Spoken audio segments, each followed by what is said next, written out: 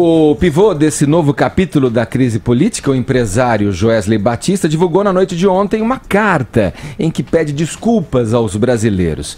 Ellen, o que diz a missiva do dono da JBS, hein? Ele foi convincente? Você ficou comovida? Ele justifica toda a propina, todos os anos de corrupção, de estar corrompendo políticos, em nome da verve empreendedora da família, da verve empreendedora do brasileiro.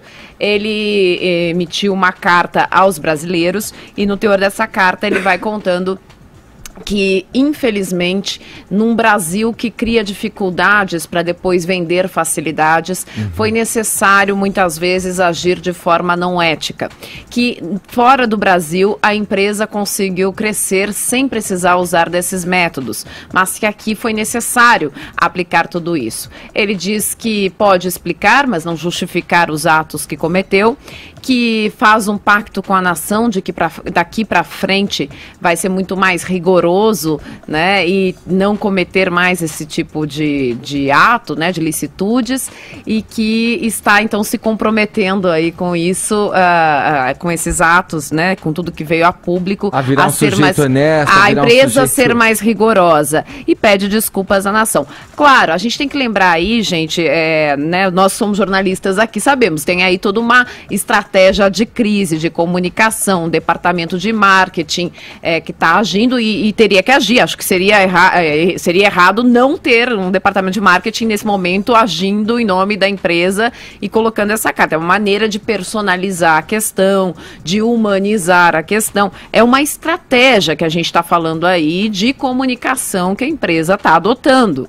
Agora, vamos lá, né? Vale só lembrar que a empresa lucrou agora, comprando dólar, mais do que eles vão pagar de multa, gente. Essa foi outra jogada. Então, assim... pra quem faz uma carta dessa e manda essa jogada aí, né? Não, tem várias coisas aí que tem de ser analisadas. Ontem a gente fez uma série de análises ainda sem o conjunto das informações. E parecia que, desde cara... a gravação dele, Joesley, com o presidente já estava dentro do acordo de delação e, portanto, já eram dentro da tal ação controlada que a gente comentou aqui. Só que não.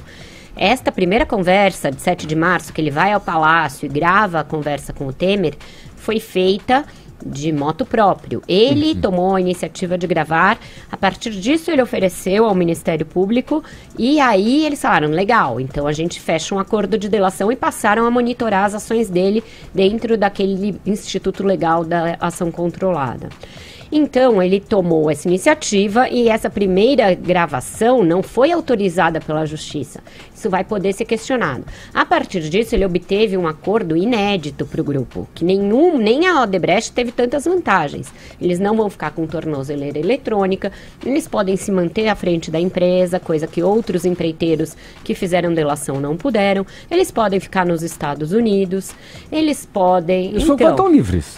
E 250 milhões de multa é pouquíssimo, perto dos 8 bilhões que só que eles ganharam com essa operação aí do dólar aí já... Pois é, só o que eles pegaram do BNDES são 700 milhões em uma operação que investiga, naquela bullish. Fora os outros tantos e fora o prejuízo que o banco teve transformando essa empresa no tal campeão nacional. Então, me parece que está desbalanceado esse acordo e me parece que a gente não sabe exatamente a totalidade. Mas, nas conversas, tanto com o Temer quanto com o Aécio, o que se vê é um bandido em ação. O linguajar é de bandido, o que ele descreve é atitude de bandido. Então, vem com essa coisinha de tentativa de fazer compliance, não cola. Né? Não cola de jeito nenhum. Enfim. Agora, Ellen, tem uma expressão que foi muito usada ontem, acompanhando o noticiário, que é esse vício que existe nas relações entre o público e o privado no Brasil e que resvalam e que acabam resultando em catástrofes políticas, em catástrofes na situação econômica do Brasil, que é essa relação do chamado compadrio, né? Dos líderes, dos caciques dos partidos que vão às empresas para negociar e fazer um ciclo ali de benefício próprio, em que o único alijado aí dessa relação é o cidadão, é o povo brasileiro, é o eleitor. Gente, vocês lembram quando o Lula estava lá prestando depoimento ao Sérgio Moro e o Lula falou assim, o senhor sabe como é governar? O senhor sabe como é fazer política? O Lula falou algo assim, quando o senhor se eleger, então eu te conto, te ensino. É isso, é a maneira de governar que eles sempre trataram, né? A maneira de governar é essa. E o empresário trata desse jeito. Eu não sei se alguém leu a matéria da Consuelo Diegues, uns anos atrás, que ela fez um perfil dos irmãos Batista. É sensacional, e uma coisa que nesse episódio veio à tona, e eu recordei muito disso, fica muito claro que eles são novos ricos, né? Eles são novos ricos.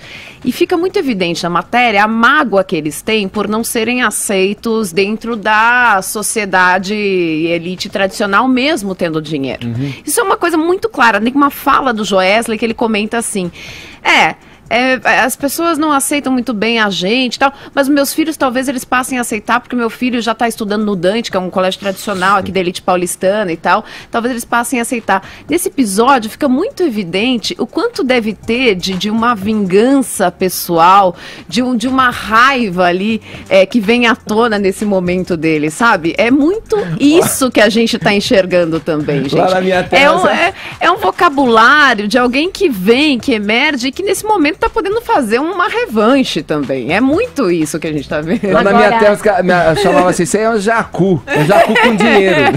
Agora, esse negócio que a Ellen diz, de a maneira que sempre se governou no Brasil, o que espanta é que 3 anos depois da Lava Jato, o presidente da República receba um empresário altamente investigado em pelo menos 4 operações dentro do Palácio, às 22h30, ele fala, gostei desse esquema que você só mostra a placa, nem precisei parar.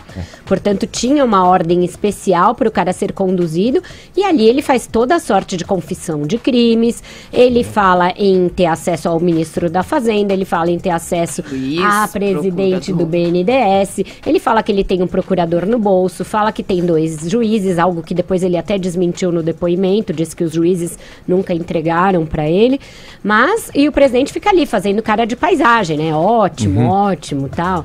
Então, tudo bem, não é literal a coisa de que ele avalizou a mesada ao Eduardo Cunha, como eu falei de manhã no Jornal da Manhã, e nisso a gente tem de fazer esse reparo sobre a bem da precisão jornalística, porém, o conjunto da obra é todo devastador para o presidente. E é de se pensar uma coisa, isso tudo é consequência de uma política que é o legítimo capitalismo de Estado, né?